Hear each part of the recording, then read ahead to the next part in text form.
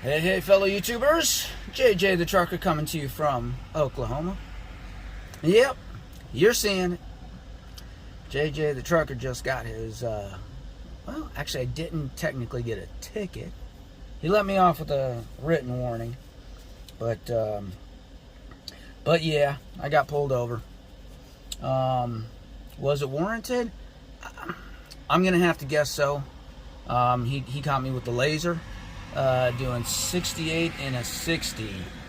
Now, as y'all know, this truck's governed at 65. So, but going downhill, it can do that. And I did look at the dash cam footage, which doesn't track my speed, but it might have been a slight downhill. But I was following behind the vehicle in front of me at a safe distance, very safe distance. But yeah, they're definitely doing some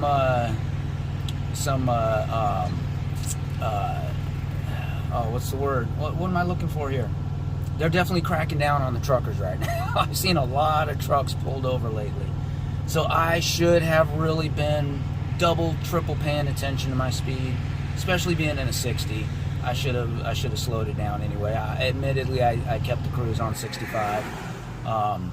So I was speeding anyway. 68, oh, I don't know. But anyway, yeah, I got, so he pulled me over. You could tell he was, not brand new, but still fresh, you know, motivated.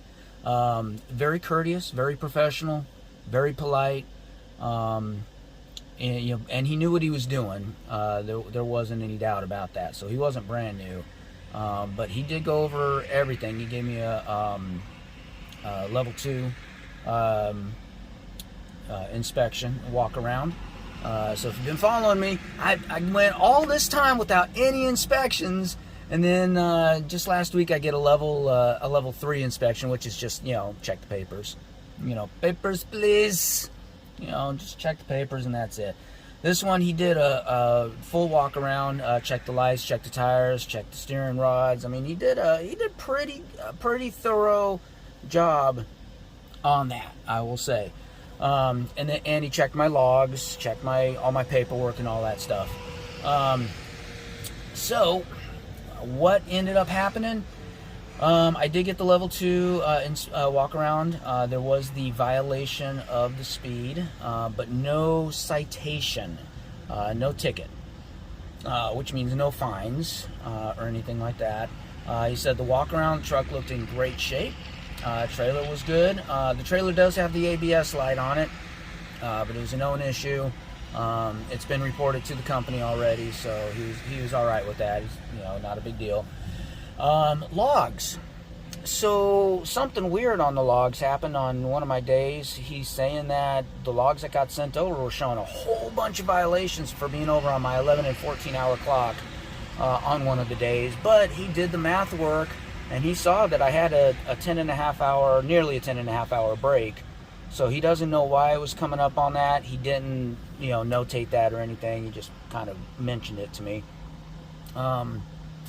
So that was, that's about it. So, yeah, that's a bummer. I mean, I'm very fortunate that, you know, of course the guy was professional and everything, and you know, and I'm fortunate no fines or anything like that, because those things can get expensive. But I am bummed that, you know, I still got a violation on a level 3, or I'm sorry, on a level 2. Which means my perfect CSA score of 0 is now going to have some points on it. Now, they're weighted points, and they're going to go away after a little bit and all that, blah, blah, blah. But still, man, perfect record. Poof, gone like that. And I got nobody to blame but me. Anyways, I just wanted to fill you in on that. Other than that, let me turn this camera around. Let's chit chat, shall we? Hold on. Yeah. As you can see, Mr. Pumpkins is back on the hood. He's happy. He's happy as ever. Let's see here. There we go. How's it going, everybody? I can take my glasses off now. So yeah, take a little breather to center me up a little bit. Take me a little breather calm down a little, because you know how it is. You know, you get that adrenaline pumping when you get pulled over. You start, I had the shakes a little at the beginning. I'm like, I gotta calm down. It's no big deal. I got this. Yeah, I was speeding. Hopefully that's all that's the only violation. So, and that was, thank goodness. So, yeah. So, I'm just gonna take a few minutes while I'm here, relax, chill out, chit chat with you guys. So, what has been going on? I know it's been a few days. I was last heading to Atlanta, Georgia. Man, Atlanta's a challenge. You get good paying loads going into Atlanta, which is good. Parking in Atlanta is a challenge. Coming out of Atlanta can be hit or miss. Sometimes you get some good loads coming out, sometimes you don't. It just depends, I guess, on how many people are deadheading out of Florida into Georgia to pick up a load. So after I got after I delivered the load, they did send me another load. Now keep in mind, this is on a Sunday at this point. Sunday, sales is gone for the weekends, planning's gone for the weekends. So you're getting slim pickings. You're getting whatever they have left over, basically. And so Sunday he did send me a load. It was actually a pretty decent load if I was not a solar-powered trucker. This thing was an overnight run. It delivered at 1:45 in the morning, maybe 1:15, something like that. An ungodly hour is what I call those. I call them ungodly hours because God's not even awake at that time. All right, come on. Anyways, hopefully that doesn't offend anybody. Come on, I'm just joking. So I went ahead and turned that down. I am just not interested in running overnights. I've got that video out, days versus nights. Go check that out. Not that I absolutely won't, but there's no need for me to. I'm doing all right financially. I don't mind waiting for another load. And usually they say, all right, whatever, and then they give me a good load. That's during the day, so no loss. This time there was a little bit of a loss. There wasn't anything else available until the next load, which was not picking up until the following morning, Monday morning. And even then, it was a decent load at that point, but not when you had to count the whole pretty much day off that I had to take. So if you're counting out the time off that I had to take to get it and counting that in the per day rate, yeah, that load was not great. Went into Arkansas. But if you count the per miles, on a per mile basis, it was okay. It was decent. It was, so I went ahead and took it. I was like, all right, you know what? I got stuff I need to get done anyway. This is a good opportunity. I just have to find a place to park. I thought I had a good place to park. I'd parked there before. It was a little strip mall. It's on Trucker Path and everything. It says Mediterranean restaurant there and the whole nine. I'm like, all right, I could go for some Mediterranean food. Yes. So I went ahead and went there. Mediterranean place was permanently closed. It wasn't even there anymore. It had been replaced by something else. They still had some other good food options. I went ahead and ate there.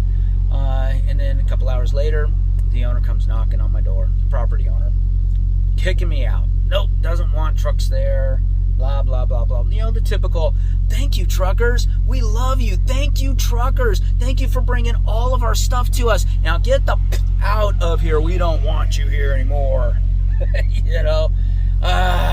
That's the one frustration I've got about trucking is, the general public, they're a little two-faced on that. Thank you for everything. Now get out. We don't want you here. Whatever. So, I did find another place. It was street parking, which is, in an industrial area. So it wasn't too bad, but, some companies are not okay with you street parking. If you run it for them. I'm actually kind of surprised that Prime is okay with it, but some companies do not allow it at all. And so if that were the case, what are my options? You got a TA and a pilot out there. Maybe it's a petrol and a pilot, something like that, in that area. The pilot, forget it. that I've been to that pilot a few times. There's a huge line just for fuel, and the line is in the small parking lot that they've got that is always jam-packed. If you get there and there's a spot open, you just happen to get lucky. I mean, you are just lucky. You can't go there and rely on a spot. And I'm talking middle of the day. Anytime during the day, 24/7, that place is full. And if you do find a spot, good luck backing in. You're battling with everybody that's in line for fuel. It's a mess. The Petro TA is one of those places that is paid parking. So you have to pay just to get in. Well, technically to get out. You don't pay till you get out. And that's regardless of getting a reserve spot or not. And it's 75% reserve spots. The place is always, all the free spots are always taken. Usually drop trailers, bobtails, stuff like that. So you're not only paying $25, you know, to be there. You then have to use an ultra credit if you got one, or pay an extra $12, $15, $14, whatever, for a reserve spot. I'm like, oh, that's a pain. Now, Prime does actually have a drop yard there. It's not a Prime drop yard. It's a secure drop yard for multiple companies. And we can use that. I did use that the previous night. But, man, that place is... The best way to describe that place is better than nothing. That's it. Just better than nothing. It's not the best place. It's not a good neighborhood, but once you're inside, it's secure. I mean, nobody's getting in there to do anything, so that part's good. But to get in and out of that place, you're hopping curbs. You got no choice but to hop curbs. It's in just the neighborhoods in the area. The way the streets are very narrow. The corners are more than just 90 degrees, you know. It's a pain to get there. Then once you get there, the place is just riddled with potholes. I mean, it's like the crater of the moon in that place. And the spaces themselves, man, this parking is tighter than a nun's. I almost cursed on YouTube. Fill in the blank there. So again, hopefully that doesn't offend anybody.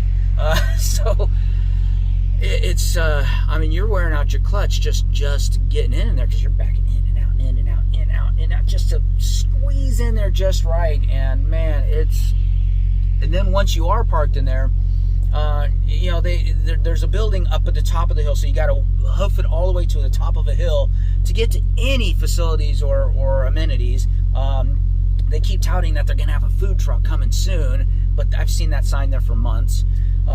Showers, $12 showers, but every time I've gone, the showers are out of order. The restrooms are porta potties at the top of the hill. They can't even put porta potties down where we're parking. You have to hoof it all the way up the top of the hill for a porta potty. But it's better than nothing.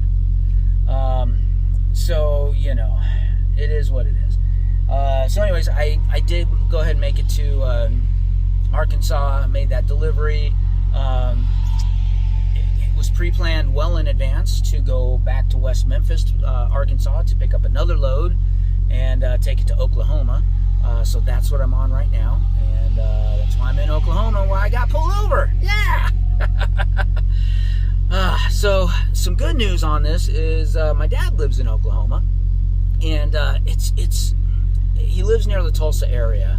And so it's always hard to see him, because usually the only time I'm coming through, I'm leaving Springfield, and it's just too close to Springfield. Usually by the time you're leaving Springfield, the Springfield terminal at Prime, you know, you've got a load that's been repowered or dropped off by another truck. So by the time you get it, you got to book it. You got to get to where you're going. So, you know, Tulsa's just not a convenient place to stop for that. Or vice versa. I'm heading to Springfield to the terminal, and same situation. You got to get that load there at the terminal as quickly as you can, so that the next person has enough time to get it the rest of the way. This time I'm actually heading to you know, the destinations in Oklahoma. Tulsa's right along the way. It's on the path, and I've got some extra time, so I finally get to see my dad. I haven't seen him in a long time. I don't get to spend a whole lot of time with him, just a couple hours. Of course, being pulled over didn't help. Making this video, oops. Okay, so maybe a little bit less time now. Sorry, Dad. But we'll still have time to do a good lunch. and then on the way to the rest of the load, and the load's only about 45 minutes away from there. I'll drop that off. It's a drop and hook, and get my next load. Where I go from there, who knows? So anyways, I think that's about it for this update. I know it's a pretty short update. I don't really have a whole lot to talk about except what's going on and the fact that I got pulled over and got my inspection. Yeah. So it's a bittersweet day. What do you do? What do you do? That's all right. I'm working off of recaps, so my hours are low, so that's when they got me on these day trippers. Yeah, these one-way tickets. Yeah, it took me so long to find out, but I found out. Hey, that's my music reference of the video. So if you got that music reference, make sure you throw that in the comments, please. Throw that in the comments. Let me know. All right, that's it. JJ the Trucker signing out. Till next time. Laters. Thank you for watching this feature presentation from me, JJ the Trucker. I hope you enjoyed it. If you did, please give me a thumbs up or two. I'd appreciate it. That way I know which videos you guys are enjoying. And you know what to do now. That's right. You see it right there. Click on my face. Click on my face. See what happens when you click on my face. You know you wanna. Other than that, check out some of my other videos for more great content, such as the one YouTube's recommending, the one I'm recommending, or for more free JJ the Trucker merch, check out the other video. Later.